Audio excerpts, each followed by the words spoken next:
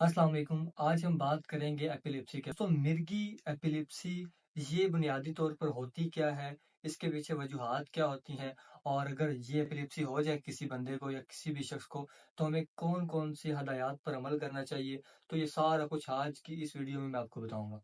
तो अगर हम पहली बात करें कि एपिलेप्सी जो है कितनी तरह की होती है, तो एपिलेप्सी काफ़ी टाइप्स की होती है, इसकी कई अकसाम होती हैं। लेकिन आज की इस वीडियो में हम जनरलाइज्ड एपिलेप्सी की बात करेंगे। तो अगर पहली बात मैं करूँ कि एपिलेप्सी होती क्यों है। हम जानते हैं कि हमारे जिस्म में बहुत सारे सेल्स होते हैं, बहुत सारे खुलिये होते हैं, और वो आपस में इलेक्ट्रिकल सिग्नलिंग के साथ कनेक्ट होते हैं। आप इसकी मिसाल इस तरह ले सकते हैं, जैसे कि एक ट्रांसफार्मर होता है और वो पूरे इलाके को बिजली जो है फराहम करता है। अगर वो ट्रांसफार्मर बिजली फराहम करना ज़्यादा शुरू कर दे तो इससे नुकसान हो सकता है, काफ़ी ज़्यादा नुकसान हो सकता है। तो इसी तरह हमारे दिमाग भी जो है इलेक्ट्रिकल सिग्नलिंग के साथ काम कर रहा होता है और न्यूरॉन्स इसके साथ कनेक्ट होते हैं। अगर हमारा दिमाग इलेक्ट्रिकल सिग्नलिंग ज़्यादा करना जनरेट करना शुरू कर दे तो इससे एपिलेप्सी हो सकती है। तो ये था एपिलेप्सी कि एपिलेप्सी होती क्यों है। एपिलेप्सी के कॉजेज़ में क्या चीज़ें शामिल है, सबसे पहली जो चीज़ शामिल होती है वो फालिज। अगर किसी को फालिज हुआ है तो वो भी एपिलेप्सी का शिकार हो सकता है, ये एक इसकी वजह हो सकती है। दूसरी अगर बात करें तो सर पर चोट लगना, और इसके बाद जो है दिमाग की सही नशोनुमा ना होना, और ख़ासकर जो एक अहम जो इसकी वजूहात में शामिल है वो है जेनेटिक्स। यानी कि अगर आपके पिछले रिलेटिव्स में है कोई, उसको एपिलेप्सी हुई हुई है, या आपके आबाओ-अजदाद में किसी को भी एपिलेप्सी का मसला है, तो इसके चांसेस होते हैं कि आपकी जो आने वाली जनरेशन हो सकती है तो उसमें भी एपिलेप्सी के चांसेस पाए जा सकते हैं। तो उसके बाद ऑटो इम्यून डिजीज़, ये भी एक वजह बन सकती है एपिलेप्सी की। तो इस तरह कई और वजूहात होती हैं जो एपिलेप्सी का बायस बनती हैं। अब चंद अहम बातें जो एपिलेप्सी के मरीज और उसके घर वालों के लिए जानना इंतहाई ज़रूरी है। पॉइंट जो जानना बहुत ज़रूरी है वो है दवाई बाकायदगी से लेनी है, मेडिसिन का रेगुलर यूज़ करना है। ना ही कभी खुद से ज़्यादा करनी है मेडिसिन, और ना ही खुद से कम करनी है।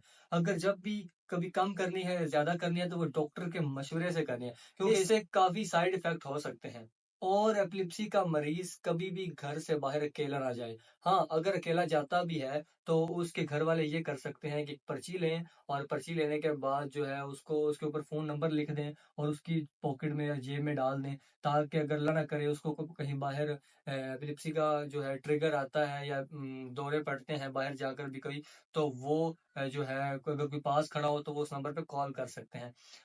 तीसरी अहम बात, ना ही एपिलेप्सी के मरीज को ऊंचाई पर लेके जाना है और ना ही आग के करीब, क्योंकि ये दोनों ही उसके लिए नुकसानदेह साबित हो सकते हैं। और चौथी और अहम बात, ड्राइविंग से बिल्कुल परहेज करना है। ड्राइविंग तो बिल्कुल भी उसको नहीं करनी चाहिए। हाँ, जब डॉक्टर से बात करें आप, अगर डॉक्टर कहे कि अब इसकी जो कंडीशन बहुत ज़्यादा बेहतर हो रही है, तब जाकर वो ड्राइविंग की तरफ जाए और ड्राइविंग कर सकता है। इसके अलावा जो है हमारी सोसाइटी में एक मिथ समझ आता है कि अगर किसी को झटके लगते हैं या दौरे पड़ते हैं तो हम समझते हैं कि इसको जो है जिन्नात का कोई मसला है, या इस पर जादू वगैरह हुआ है। तो ऐसा बिल्कुल भी गलत होता है। और बाज़ लोग इस तरह करते हैं कि अगर किसी को दौरे पड़ रहे हैं तो वो उसके मुँह में चम्मच डाल देते हैं, जो कि एक इंतहाई बुरी बात है, बल्कि वो उसके लिए इतना नुकसानदेह साबित हो सकता है कि उससे इसकी डेथ भी हो सकती है। अल्लाह ना करे वो जो है चम्मच उसके मुँह में चला जाए तो भी काफ़ी नुकसान हो सकता है।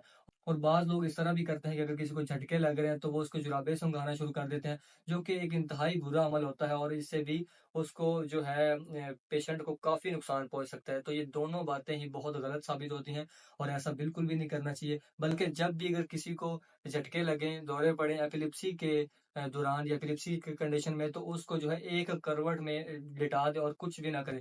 क्योंकि ये ज़्यादा से ज़्यादा 2-3 मिनट का होता है, इससे ज़्यादा नहीं होता। हाँ, अगर होता भी है तो वो एक अलग टाइप आ जाती है एपिलेप्सी की। तो ये थी चंद अहम बातें जो मैंने आपको एपिलेप्सी के बारे में बतानी थी। तो मुझे उम्मीद है कि ये आपके लिए फ़ायदेमंद साबित हुई होंगी। तो अगर आपको लगता है कि वीडियो अच्छी है तो इसको लाइक करें और इसको शेयर करें, ताकि किसी और का फ़ायदा हो सके, और इस चैनल को भी सब्सक्राइब करें ताकि आइंदा आने वाली तमाम ऐसी वीडियोज़ आप तक पहुँचती रहें। Thank you so much.